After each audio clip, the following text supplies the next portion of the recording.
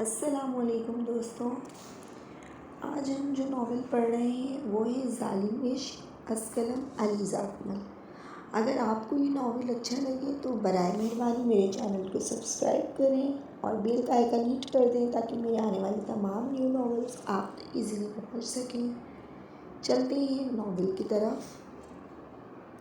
ज़ालिम इश्क। हल्की हल्की हवा चल रही थी।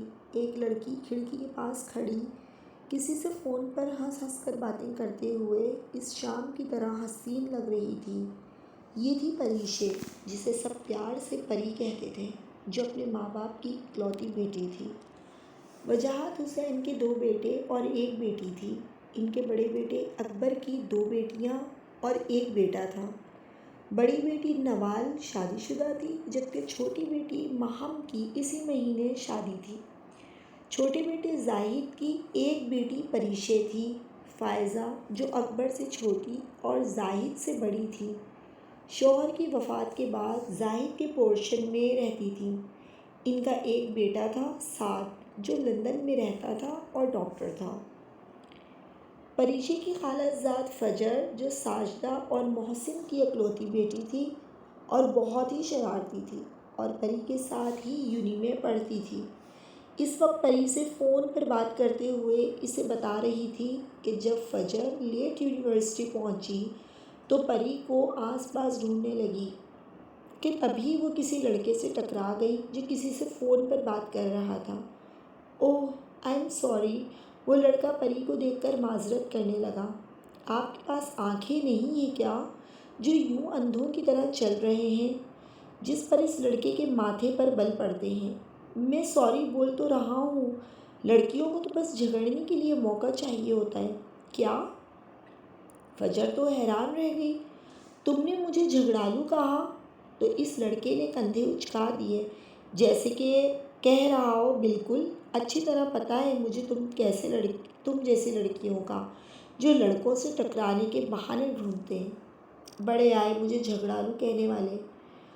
फजर ने गोया हिसाब बराबर किया। अगर मुझ जैसे लड़कों से टकराने का शौक़ नहीं है आपको तो खुद देखकर चल लें, झगड़ालू लड़की। ये कहकर वो लड़का ये जा वो जा। फजर इसे जाता हुआ देखने लगी और गुस्से में पैर पटक कर आगे बढ़ गई। ये सुनकर परी हंसने लग गई कि किसी ने फजर को झगड़ालू कहा और उसने गुस्से में फ़ोन बंद कर दिया। रात को जाहिद, आबदा बेगम, फ़ायज़ा बेगम और परी डिनर कर रहे थे तो जाहिद ने परी से पूछा, बेटा आपकी पढ़ाई कैसी जा रही है? बहुत अच्छी। जाहिद कुछ सोचते हुए हुनकारा भरते हैं। पढ़ाई के बाद क्या करने का इरादा है? जाहिद ने फिर पूछा। अभी कुछ सोचा नहीं मैंने, परी ने कुछ तवक्कुफ़ के बाद बोला। तभी डोरबेल बजी। नौकर ने दरवाज़ा खोला तो फजर अंदर दाखिल हुई, जिसे देखकर सब खुश हो गए। फजर सबको सलाम करके वहीं बैठ गई और बेतकल्लुफ़ होकर खाने लगी। खाने के बाद परी फजर को अपने कमरे में ले गई तो फजर परी से कहने लगी, परी तुम्हें पता है आज मैंने मामा और खाला को क्या बातें करते सुना? क्या? खाला कह रही थी कि परी अब बड़ी हो गई है, इसकी अब शादी कर देनी चाहिए। क्या? इसे सुनकर परी हैरान रह जाती है। तुम मजाक कर रही हो ना? वो ऐसा कैसे कर सकती हैं? परी ऐसा कहकर बाहर जाने लगी तो फजर इसे रोक लेती है। अरे जज्बाती लड़की, रुको। कौन सा तुम्हारी बारात दरवाजे पर खड़ी है कि तुम्हें अभी ब्याह के ले जाएंगे। जब वो तुमसे पूछेंगी तो तुम इनकार कर देना। परी फजर की बात से मुत्तफिक होकर पुरसुकून हो जाती है। अगले दिन परी और फजर यूनी जाती हैं तो सर फुरकान सबको बताते हैं कि अगले हफ्ते आप सबकी पार्टी है, जो सुनकर सब एक्साइटेड हो जाते हैं। लेक्चर के बाद परी और फजर ग्राउंड में बैठकर बातें कर रहे होते हैं। यूनी में पार्टी कितना मज़ा आएगा, परी खुश होकर कहती है। मैं तो आज ही शॉपिंग पर जाऊंगी और तुम भी मेरे साथ चलना, ओके? अभी वो दोनों बातें कर ही रही होती हैं कि इन्हें अपने पीछे से किसी की आवाज़ आती है। Excuse me miss. फजर ने मुड़कर देखा तो ये वही लड़का था जिससे इसकी लड़ाई हुई थी। और इसे देखते ही फजर के चेहरे पर नागवार तासुरात उभरे। फजर, फजर नाम है मेरा। वट एवर, आपका फ़ोन कहाँ है? क्यों, आपका बैलेंस ख़त्म हो गया है क्या? वैसे दिखने में तो काफ़ी वेल ऑफ लगते हैं। ये सुनकर इस लड़के के चेहरे पर तंज़िया मुस्कुराहट नमूदार हुई। आपको बगैर सोचे समझे बोलने की आदत है क्या? जिस पर फज्र की आंखें फैल गईं। बगैर सोचे समझे बोलने की आदत मुझे नहीं, आपको है। और मैं क्यों आपको अपना फ़ोन दूँ? मुझे क्या पता आप कौन हैं, और अगर आप मेरा फ़ोन लेकर भाग गए तो मेरे पास तो कोई सबूत नहीं होगा कि मैंने आपको अपना फ़ोन दिया था। जिस पर वो लड़का अपनी गर्दन नफ़ी में हिलाने लगा, जैसे कह रहा हो तुम्हारा कुछ नहीं हो सकता, और फिर एक गहरी सांस भरकर कहने लगा, फ़ोन तो मैं आपका सच में लेकर भाग सकता हूँ और आपके पास सच में कोई सबूत नहीं होगा, लेकिन अगर मुझे ऐसा ही करना होता तो मैं आपके पास ना आता। तो फजर ने इसकी बात बीच में काट दी और कहने लगी, ओह, तो आपने जेब काटने की ट्रेनिंग भी ले रखी है। जिस पर इस लड़के के माथे पर बल पड़े। मैं आपको कोई चोर नज़र आ रहा हूँ? इस पर फजर ने कंधे उचका दिए, जैसे कह रही हो ऐसा हो भी सकता है। इस दौरान फजर दोनों की तरफ हैरानी से देखते हुए ये जानने की कोशिश कर रही थी कि आखिर माजरा क्या है। तो ठीक है, फिर आप समझें कि आपका फ़ोन सच में चोरी हो गया है, क्योंकि जो फ़ोन आप कैंटीन में छोड़ आई थी और मैं आपको देने आया था, वो तो अब आपको मिलने से रहा, क्योंकि चोर चोरी की हुई चीज़ वापस थोड़ी देता करता है। आलीशान फजर का फ़ोन इसके सामने लहराता हुआ कहने लगा। फजर फ़ौरन अपना फ़ोन बैग में ढूंढने लगी और ना पाकर आलियान को इधर उधर तलाशने लगी, जो इसे कहीं नज़र ना आया। जब आलियान फजर को कहीं नज़र ना आया तो इसने परी से इसका फ़ोन मांगा और अपने नंबर पर कॉल की। दूसरी तरफ से कोई फ़ोन नहीं उठा रहा था। आखिर चौथी दफ़ा फ़ोन करने पर उठा लिया गया। हेलो मिस्टर आलियान, आलियान नाम है मेरा। वॉट एवर, मुझे मेरा फ़ोन वापस करो। मोहतरमा, किस फ़ोन की बात कर रही हैं आप? मैं इस फ़ोन की बात कर रही हूँ जिससे तुम इस वक्त बात कर रहे हो, फजर ने चबा चबा कर कहा।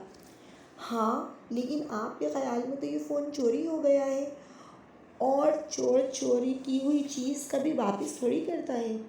फजर ने आखिर थक कर एक सर्द आह भरी। आलियान, आई एम सॉरी, मुझे नहीं पता था, प्लीज़ मुझे मेरा फ़ोन वापस कर दो। सुनते ही बेसाख्ता आलियान के चेहरे पर मुस्कुराहट नमूदार हुई। अब मैं सोच सकता हूँ। एक काम करना, कल आप आकर यही अल्फाज दोबारा दोहराना, तब हो सकता है मेरा इरादा बदल जाए। ये सुनते ही फजर का खून खौल उठा। बदतमीज़ इंसान, अब मैं पूरा दिन फ़ोन के बगैर कैसे रहूँगी। वापसी पर फजर का मूड बहुत ख़राब था। वो परी को तीन बजे तैयार रहने का कहकर चली गई। परी जब घर पहुंची तो इसे अपनी माँ और फुप्पो गैर मामूली तौर पर बहुत खुश नज़र आई, लेकिन वो नज़रअंदाज करके तैयार होने चली गई और फजर के साथ शॉपिंग पर चली गई। अभी वो लोग कुछ दूर ही गए थे कि ड्राइवर ने गाड़ी रोक दी। सड़क पर लाइन में एक जैसी 4 गाड़ियां खड़ी थीं। ड्राइवर गाड़ी से उतरा और सामने खड़े गार्ड्स, जिनके हाथों में गन्स थीं, इनमें से एक गार्ड ने पूछा, ये रास्ता क्यों ब्लॉक है? तो इनमें से एक गार्ड ने बताया, शाह साहब की गाड़ी ख़राब हो गई है, इसलिए वो दूसरी गाड़ी में बैठ रहे हैं। जब ड्राइवर ने आकर ये बात फजर और परी को बताई तो फजर ने झिंझला कर कहा, अगर इनके शाह साहब की गाड़ी ख़राब हुई है तो पूरी सड़क क्यों ब्लॉक की हुई है? ये कहती ही फजर गाड़ी से उतरी और नज़र इन गार्ड्स को देख कर आगे जाने लगी। आप आगे नहीं जा सकती। इनमें से एक गार्ड ने इसे रोका। क्यों नहीं जा सकती?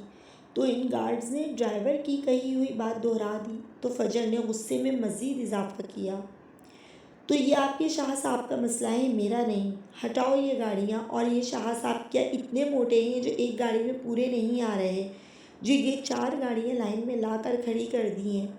ये किसी के बाप की सड़क नहीं है। मैं भी तो देखूँ ये शाह साहब हैं कौन। फजर आगे जाने ही वाली थी कि परी इसे खींच कर ले गई। क्या यार, क्यों लेकर आई हो मुझे? अभी मैं इसकी अकल ठिकाने लगाती। तुम सबके सामने तमाशा लगा रही थी। हाँ, तो इस तरह सड़क ब्लॉक करके ये लोग तमाशा नहीं लगा रहे। तुम ये छोड़ो, गुस्सा क्यों कर रही हो? देखो, हट रही हैं इनकी गाड़ियाँ। आप खुश? परी ने फजर का गुस्सा ठंडा करने के लिए कहा। परी और फजर ने ढेर सारी शॉपिंग की, खाना खाया और फिर आइसक्रीम खाई, और इस तरह घर पहुँचते पहुँचते 7 बज गए। परी शॉपिंग बैग्स लेकर घर पहुंची तो सब लोग लाउंज में ही जमा थे। इसे आते देखकर आबदा बेगम ने कहा, इतनी देर कर दी तुमने? मामा, टाइम का पता ही नहीं चला। ये कहकर शॉपिंग बैग्स नौकर को दिए और सोफे की पुष्ट से सर टिकाकर आंखें मूंद ली। ये मोहतरमा कौन है? तभी किसी खूबसूरत मर्द की आवाज़ इसके कानों से टकराई। इसने आंखें खोलकर देखा तो एक लड़का नीली शर्ट पर जीन्स पहने, शहद रंग आँखों में चमक लिए इसी की तरफ देख रहा था। पहले तो वो किसी मर्द को घर में देखकर हैरान हुई और फिर ये सोचकर झिल्लाई कि इसी के घर में कोई इसी के बारे में पूछ रहा है कि वो कौन है। हालांकि ये सवाल तो परी को करना चाहिए। परी नासमझी से माँ और पप्पू की तरफ देखने लगी, जैसे जानना चाह रही हो कौन है ये। तभी फायज़ा बेगम इस लड़के को मुखातिब करके कहने लगी, ये परी है, आबदा की बेटी। तो वो लड़का परी को देखकर कहने लगा, ओह आई सी। लेकिन परी अभी नासमझी से इस लड़की की तरफ देख रही थी। तभी इस लड़के ने परी की मुश्किल आसान कर दी। I am Saad Ali Khan, your first cousin. ये नाम सुनकर परी को कुछ याद आया तो इसके होंठ लाशऊरी तौर पर ओह की शक्ल अख्तियार कर गए। तुम फायज़ा फुप्पो के बेटे हो? जी बिल्कुल सही पहचाना आपने, मैं अपनी मामा का ही बेटा हूँ। ये सुनकर सब मुस्कुरा दिए। परी को साद बुरा नहीं तो अच्छा भी नहीं लगा था। पता नहीं क्यों इसके तारुफ के बाद इसे साद की आंखों में गरूर सा नज़र आया था, शायद किसी ऐसी बात का जिसे वो नहीं जानती थी। मैं बहुत थक गई हूँ, आराम करने जा रही हूँ। ये कहकर परी अपने कमरे की तरफ बढ़ गई। अगले दिन परी यूनी जाने के लिए तैयार हुई और आज वो हस्बे मामूल लेट थी, इसलिए जल्दी जल्दी दरवाजे की तरफ बढ़ी कि तभी आबदा बेगम ने इसे बताया कि ड्राइवर घर पर मौजूद नहीं है, किसी काम से गया है। क्या? तो फिर मैं यूनी कैसे जाऊंगी? परी ने रोनी सूरत बनाकर कहा। क्या किया जा सकता है बेटा, तुम छुट्टी कर लो, गाड़ी तो खड़ी है। लेकिन तुम्हें छोड़कर कौन आएगा? तुम्हारे बाबा भी घर पर मौजूद नहीं है। लेकिन मामा, आज मेरा बहुत इम्पोर्टेंट लेक्चर है, मैं छुट्टी कैसे कर सकती हूँ? तभी फायज़ा फुप्पो वहाँ आई और परी के फूले चेहरे को देखकर वजह दरियाफ्त की तो आबदा बेगम ने इन्हें सारी बात बताई। ये तो कोई मसला ही नहीं है, साद है ना, वो छोड़ आएगा। लेकिन वो तो अभी उठा है, इसने तो अभी नाश्ता भी नहीं किया। आबदा बेगम ने परेशानी से कहा। कोई बात नहीं, वो आकर नाश्ता कर लेगा। क्यों साद, तुम छोड़ आओगे ना परी को? सामने से आते साद को देखकर फायज़ा बेगम ने इससे पूछा। नहीं, मैं फजर को कॉल करके बुला लेती हूँ। परी सर्द लहजे में कुछ कहने से पहले बोली। इसे आने में देर हो जाएगी, साथ छोड़ देगा। फायज़ा बेगम ने फिर साथ की खिदमत पेश की। हाँ, नो प्रॉब्लम, मैं छोड़ दूँगा। चलो, ये कहते हुए साथ बाहर निकल गया और परी भी इसके पीछे चल दी। गाड़ी को मेन रोड पर लाने के बाद साथ ने परी से पूछा तो परी ने एक सड़क की तरफ इशारा करके कहा कि यहाँ से चलो, ये शॉर्टकट है। ये रास्ता कदरे सुनसान था। अभी वो लोग कुछ दूर ही गए थे कि गाड़ी एक झटके से रुक गई। क्या हुआ? परी ने परेशान होकर पूछा, क्योंकि वो पहले ही लेट हो चुकी थी और अब गाड़ी ख़राब होना अफोर्ड नहीं कर सकती थी। साथ गाड़ी से उतरा और कुछ देर बाद गाड़ी चेक करके मायूसी से लौट आया। गाड़ी ख़राब हो गई है और यहाँ से कोई टैक्सी भी नहीं मिलेगी, हमें पैदल ही जाना पड़ेगा।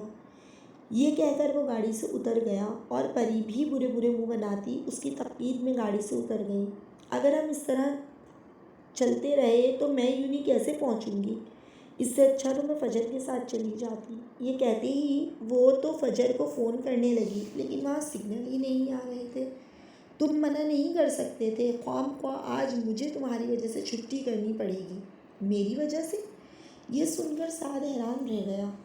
एक तो मैं तुम्हें छोड़ने आया हूँ और तुम मुझे ही ब्लेम कर रही हो। मैंने गाड़ी जानबूझकर ख़राब नहीं की। साद को भी अब गुस्सा आ गया था। लेकिन तुम मना तो कर सकते थे ना। मुझे भी कोई शौक नहीं है तुम्हारे साथ जाने का। ये कहकर साथ तेज तेज चलने लगा कि परी को इसके साथ चलने के लिए तकरीबन भागना पड़ रहा था। आहिस्ता चलो, मैं थक गई हूँ, परी ने हाँफते हुए कहा। साद ने रुककर इसे देखा। तो तुम मेरे साथ आना ही नहीं चाहती थी ना, तो मैं क्यों आहिस्ता चलूँ? ये कहकर वो फिर से चलने लगा। शौक नहीं है मुझे भी तुम्हारे साथ आने का, मैं तो पुप्पो के कहने पर आ गई थी, परी ने पीछे से ही हाँक लगाई। साद ने फिर इसे देखा। हाँ, तो अब तो मामा नहीं है ना, अब तो तुम्हारी कोई मजबूरी नहीं है। ये कहकर वो फिर से चलने लगा। जब काफ़ी देर बाद इसे अपने पीछे किसी के ना होने का एहसास हुआ तो इसने मुड़ कर देखा। परी कहीं कहीं नहीं थी। परी, इसने परेशानी से इसे आवाज़ दी। फजर ने यूनी पहुंचकर परी को कॉल की, लेकिन परी का फ़ोन नहीं लग रहा था। फजर लेक्चर लेने के बाद आलियान को ढूंढने लगी, क्योंकि इसे अपना फ़ोन वापस चाहिए था। अभी वो आलियान को ढूंढ ही रही थी कि इसे अपने पीछे से किसी की आवाज़ आई। कहीं आप मुझे तो नहीं ढूंढ रही? फजर ने मुड़ कर देखा तो आलियान हाथ बांधे खड़ा था। इसे देखते ही फजर को गुस्सा तो बहुत आया, लेकिन जब्त कर गई, क्योंकि इसे अभी अपना फ़ोन वापस चाहिए था। मेरा फ़ोन वापस करो, फजर हाथ आगे बढ़ाते हुए बोली। हाँ, ऐसे नहीं, पहले हाथ जोड़ कर माफ़ी मांगो। मैंने कल तुम्हें सॉरी बोला था, अब मेरा फ़ोन वापस करो, फजर बहुत ज़ब्त से बोली। मुझे तो ये सब कुछ याद नहीं, मुझे तो बस ये याद है कि कल आपने मुझे बहुत बातें सुनाई थी और चोर भी कहा था। अब जब तक आप मुझे सॉरी नहीं बोल देती, आपका फ़ोन तो आपको मिलने से रहा। देखो आलियान, चुपचाप मेरा फ़ोन वापस कर दो, वरना वरना क्या? हाँ, वरना मैं एडमिन ऑफिस में तुम्हारी कंप्लेन कर दूँगी। अच्छा, क्या कहोगी? क्या किया है मैंने? वो बड़ी दिलचस्पी से इसकी धमकी सुन रहा था। मैं कहूँगी कि तुमने मेरा फ़ोन चोरी किया है। ये सुनते ही आलियान का गुस्से से बुरा हाल हो गया। आ गई ना अपनी औकात पर। ये कहते ही आलियान ने पूरी शिद्दत से अपने हाथ में मौजूद फजर का फ़ोन दीवार पर मारा कि फ़ोन टूट कर चकनाचूर हो गया। फजर मुंह खोले अपने टूटे हुए फ़ोन को देखने लगी और होश में आते ही बोली, ये क्या किया तुमने? मेरा इतना कीमती फ़ोन तोड़ दिया। ये कहते ही फजर की आंखों में बेबसी से आंसू आ गए। 1 मिनट के लिए तो आलियान इसकी आंखों में खो सा गया, लेकिन फिर संभलते हुए बोला, मैंने वही किया है जो तुम डिज़र्व करती थी। ये सुनते ही फजर को गुस्सा आ गया। तुमने मेरा इतना महंगा फ़ोन तोड़ दिया, कभी देखा भी है तुमने इतना एक्सपेंसिव फ़ोन? आलियान कहीं से भी तो गरीब नहीं लगता था, बल्कि इसे कपड़ों से लेकर जूतों तक हर चीज़ बहुत महंगी लगती थी। लेकिन गुस्से में फजर के मुंह में जो आया बोल दिया। इतना महंगा फ़ोन देखने का तो पता नहीं, लेकिन तोड़ने का शर्फ मुझे यकीनन हासिल है। ये कहते हुए एक दिल जला देने वाली मुस्कुराहट ने आलियान के चेहरे का अहाता किया, जिस पर फजर का खून खौल उठा।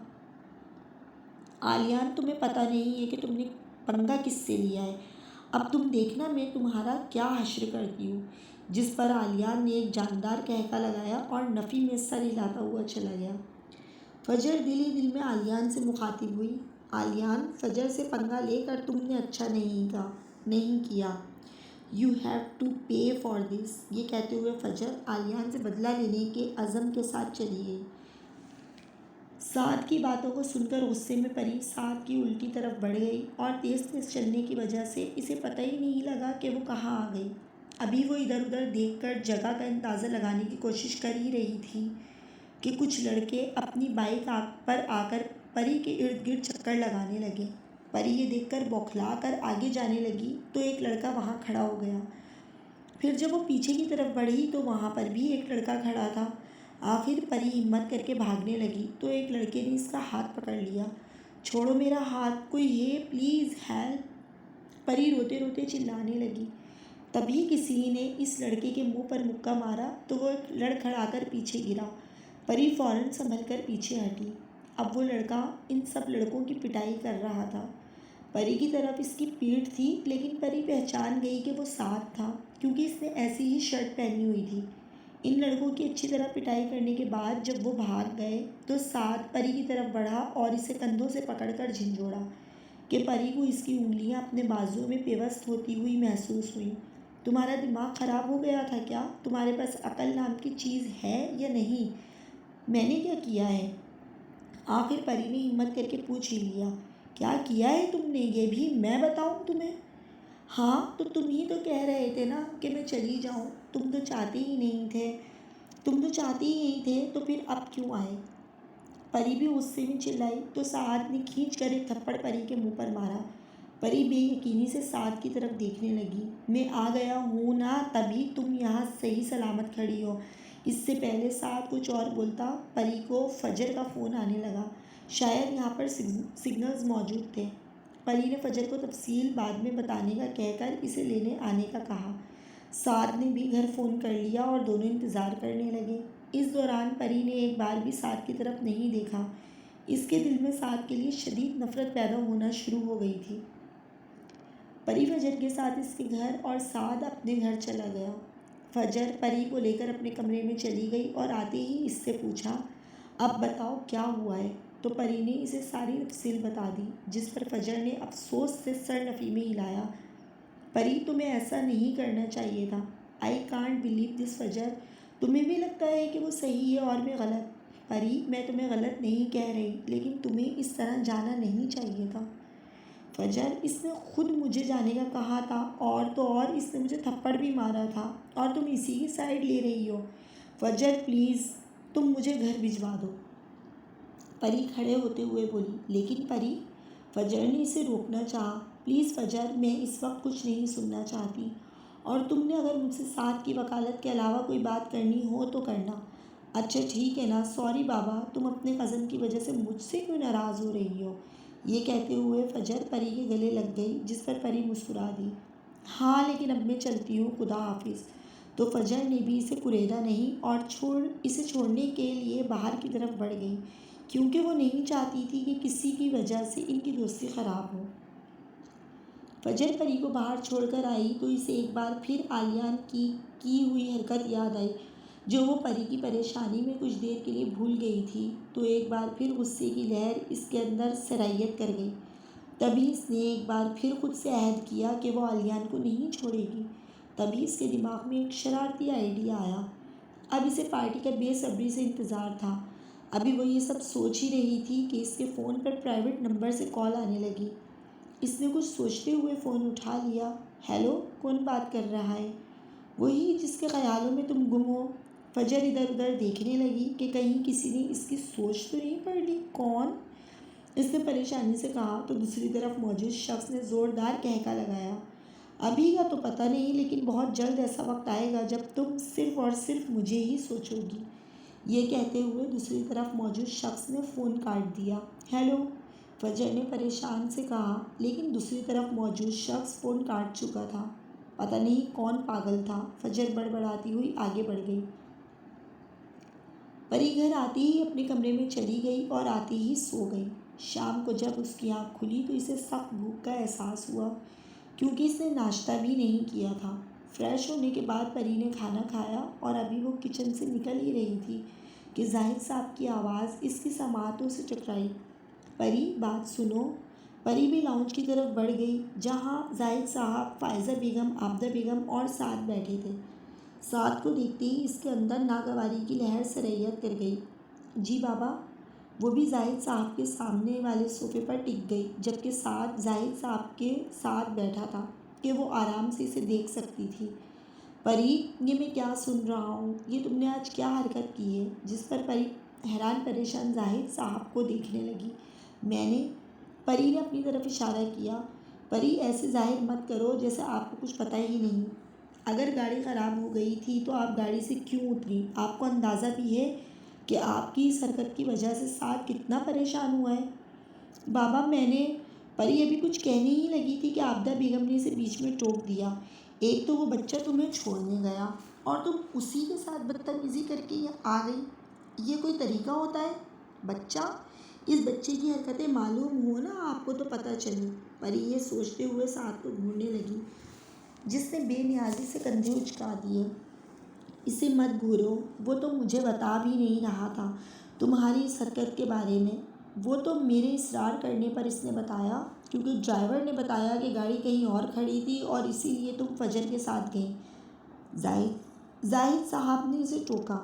बाबा, मेरी बात क्या बात सुनूं ये जानने के बाद कि गाड़ी ख़राब होने पर तुम साथ से बदतमीज़ी करके वहाँ से चली गई। बाबा ये झूठ बोल रहा है। परी हद होती है, एक तो आपने गलती की है और अब आप अपनी गलती मान भी नहीं रही। हद होती है, सॉरी बोलो साहब से।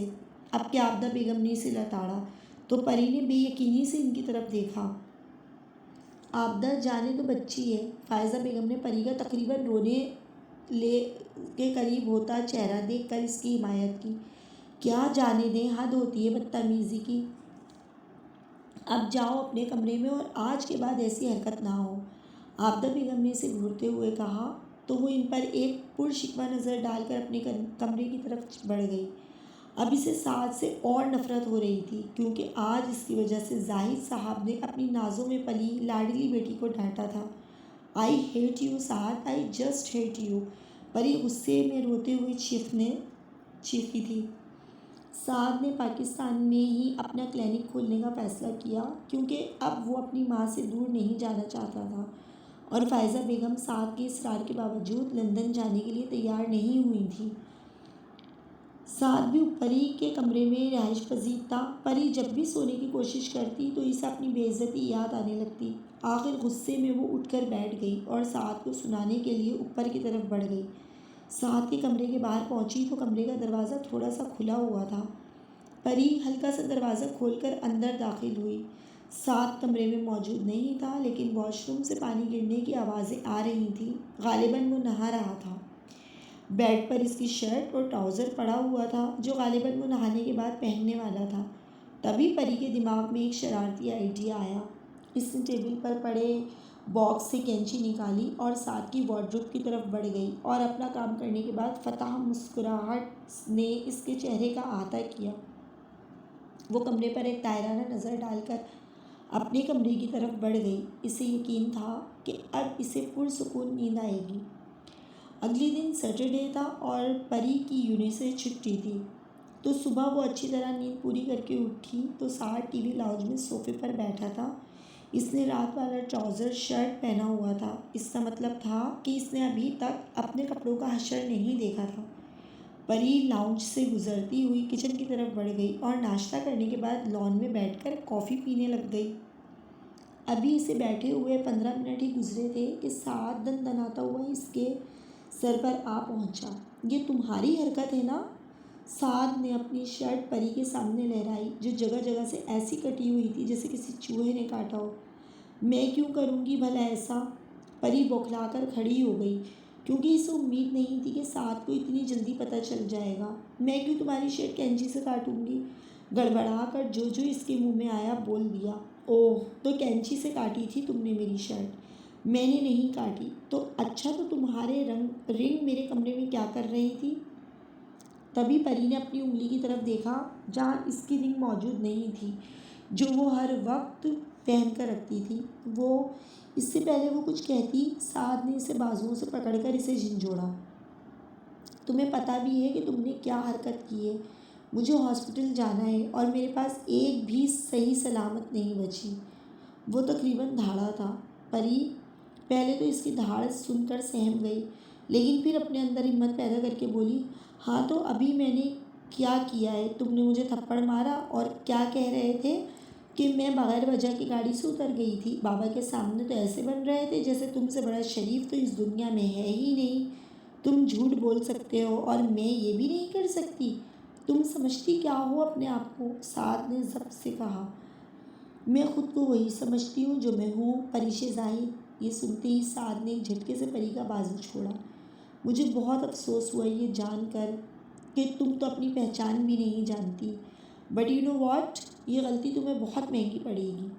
ये कहते ही साद लंबे लंबे डग भरता हुआ वहाँ से निकल गया और परी इसकी बातों के बारे में सोचने लगी। फजर शाम को पौधों को पानी देते हुए गुनगुना रही थी कि तभी इसका फ़ोन बज उठा जहाँ प्राइवेट नंबर कॉलिंग जगमगा रहा था। कुछ देर तो वो इग्नोर करती रही लेकिन फिर मुसलसल फ़ोन बजने पर इसने उठा लिया। मैं कब से तुम्हें फ़ोन कर रहा हूँ, फ़ोन क्यों नहीं उठा रही तुम मेरा? दूसरी तरफ से ऐसे कहा गया जैसे इनकी सदियों की दोस्ती हो। ओह हेलो मिस्टर, तुम होते कौन हो मुझ पर हुक्म चलाने वाले? भाई हो, शौहर हो, कौन हो जो मैं तुम्हारी बात मानूं? अभी का तो पता नहीं, लेकिन मुस्तकबिल करीब है। मैं ज़रूर तुम्हारा शौहर होऊंगा, इसलिए अभी से आदत डाल लो। और आज के बाद मेरा फ़ोन इग्नोर करने की गलती मत करना, वरना अच्छा नहीं होगा। ये सुनते ही फजर का गुस्से से चेहरा लाल हो गया। अपनी बकवास बंद करो और आइंदा मुझे फ़ोन मत करना। मैं कोई गिरी पड़ी लड़की नहीं हूँ। तुम जैसों को सबक सिखाना मुझे अच्छी तरह आता है। इसलिए आज के बाद मेरे साथ फ्लर्ट करने की कोशिश मत करना, वरना तुम्हारे साथ अच्छा नहीं होगा। ये कहते ही फजर ने खटाक से फ़ोन बंद कर दिया। पता नहीं समझता क्या है अपने आप को, और इसके पास मेरा नंबर कैसे आया? ये तो मेरा नया नंबर है और ज़्यादा लोगों के पास है भी नहीं।